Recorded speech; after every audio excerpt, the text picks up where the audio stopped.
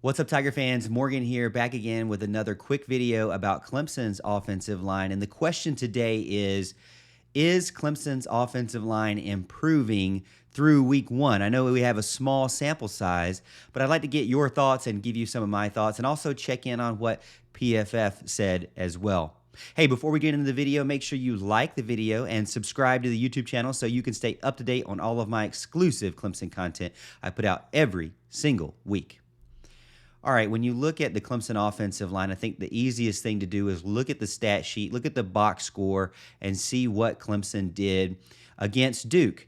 And I think that the box score really shows that Clemson did well. It doesn't actually show, in my opinion, that Clemson should have lost the game. If you look at the major stats, Dabo Swinney mentioned this as well, Clemson should have won that game.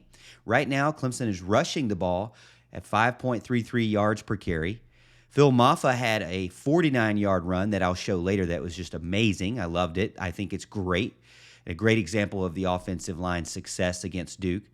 And then they had 209 overall rushing yards on the game and 213 yards passing on the game.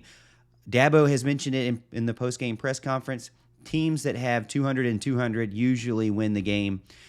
Unfortunately, they didn't win the game. They lost by 21 points, and a lot of that could be due to the turnovers, but also Duke had turnovers too. So there's a lot of controversy around the first game of the season, but I wanted to not look at the big picture, but let's just look at the offensive line, how they did, and how PFF graded them, and kind of go player by player. So I'm going to put this up on the screen here real quick. This is a graphic that I put up on Twitter that I got the grades and the rankings from PFF, and I just reordered them and put them in a nice graphic. So I hope you like it. But Clemson's offensive line through week one, Will Putnam, the center, 71.1 overall PFF grade, the third best center in the ACC in week one, and the 29th best center in the nation through week one. So what I did is the green are top 25%. So there's 133 teams, top 25%, and then there's if you're looking at the center, it's just 133 because you have one center per team. But if you look at the other teams, it's the other positions rather, it's 133 times 2, which is 266, right? So then that would be top 25 of that, or bottom 25, which is the red. And then the yellow is that middle, like didn't do bad, didn't do good kind of situation there. So when we take a look at it, you got your best player on the night, Will Putnam. I'm curious to see what you think. Do you feel like Will Putnam was the best offensive lineman against Duke? I think him being at center is very important because obviously it's kind of the general. It's the center of the offensive line. He's the guy that's giving the ball to the quarterback. And so it's extremely important that he have a good game and keep them on schedule and work well with the quarterback. So to me, I do feel like that really the offensive line woes and the offense in general woes didn't happen really until the red zone. So between the 25s, Will Putnam, and I think the rest of the team did fairly well. Tristan Lee, I know a lot of people beat him up about that spin move that ended up in a fumble. We've looked at it. QB School on his YouTube channel has looked at it. It really kind of comes out to being a kind of a freak accident situation where the guy just spins right into Maffa's hands, or right into Maffa's where he's holding the ball. I know that's really bad for Phil Maffa, but for Tristan Lee, it was kind of a weird situation. And when you look at the pre-snap lineup and alignment, in my opinion, they should have never snapped that ball. Somebody should have called timeout. Somebody should have seen that the defense was lined up in a advantageous position to what they were trying to do, whether it be Cade Klubnik, whether it be Dabo Swinney or Garrett Riley. That play that Phil Maffa fumbled should have never happened when you look at how they were lined up before the play. So Tristan Lee, Will Putnam, the top two guys, and then you got Marcus Tate behind him. So your left side of the offensive line outperformed the right side of it. And then you have Walker Parks, who didn't do bad as far as grade overall and as far as ACC ranking, but national ranking wasn't really that good. So he needs to improve. The funny thing is, I actually didn't think that Walker Parks had a bad game. I felt like that there were a couple of big runs, especially the Phil Maffa's run where he went for 49 yards, and we'll play that now.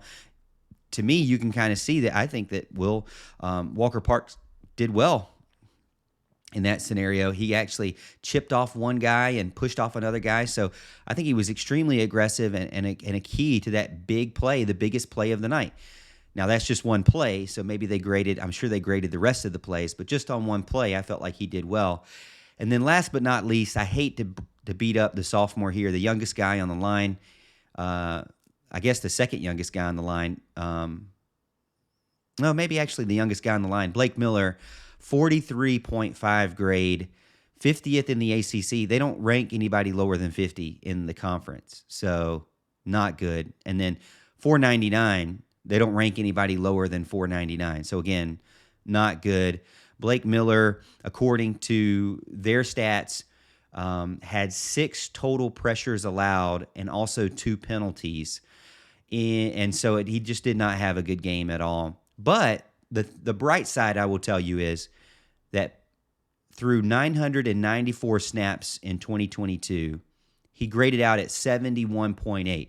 So he would have, over time, in his freshman year, graded better than anybody did in week 1. So there's obviously a ton of potential there to get back to what they were doing and being more efficient and being more effective blocking. Now, what we don't want to see is continuing this trend here, but I don't think that'll be the case. Looking back at where we're at now, or looking at where we're at now, Clemson has to take Charleston Southern and Florida Atlantic very seriously. They have to get on the same page on the offense. They have to figure it out against teams that don't want them to win, against teams that aren't their own defense, and they have to figure it out.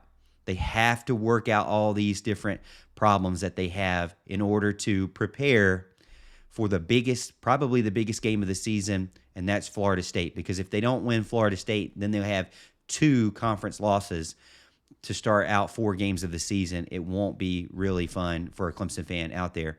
Hey, let me know what you think in the comments. Do you agree with the rankings here? Do you feel like that those guys were ranked properly according to PFF? Do you feel like that maybe there was somebody that wasn't even on that starting 5 list that maybe should be in there?